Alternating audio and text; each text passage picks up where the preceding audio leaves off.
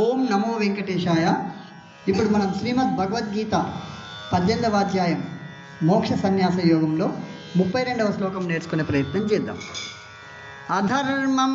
ధర్మమితియా అధర్మం ధర్మమితియా అధర్మం ధర్మమితియా మన్యతే తమసావృతా మన్యతే తమసావృతా మన్యతే తమసావృతా సర్వార్థాన్ విపరీతాన్ చ సర్వార్థాన్ విపరీతాన్ చ సర్వార్థాన్ విపరీతాన్ చ బుద్ధిః సా పార్థ తామసీ బుద్ధిః సా పార్థ తామసీ బుద్ధిః సా పార్థ తామసీ అధర్మం ధర్మమితియా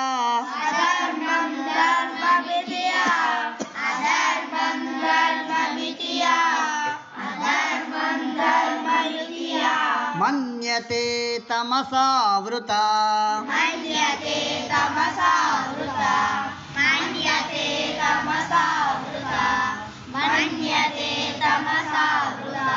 సర్వార్థాన్ విపరీతాన్ చ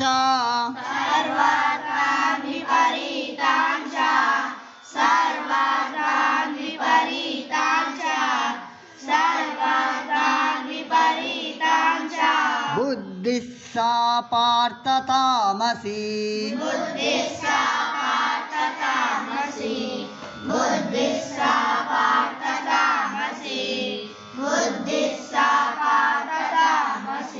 అధర్మం ధర్మమితియా మన్యతే తమసావృతా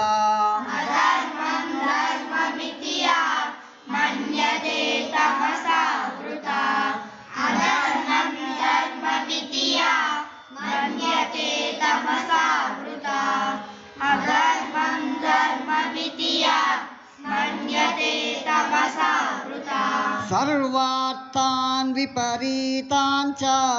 బుద్ధిః సా పార్థ తామసీ సర్వార్థాన్ విపరీతాన్ చ బుద్ధిః సా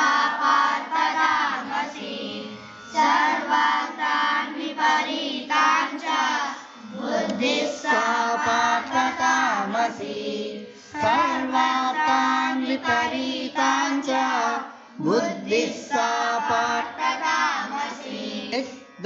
एक दो अधर्मं धर्ममितिया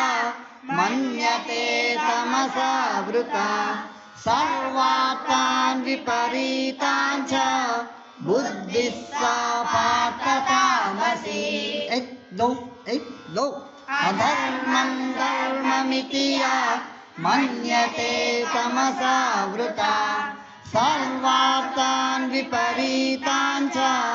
बुद्धिः सा पार्थ तामसी एक दो धर्ममितिया मन्यते तमसावृता सर्वार्थान् विपरीतान् च बुद्धिः सा पार्थ तामसी।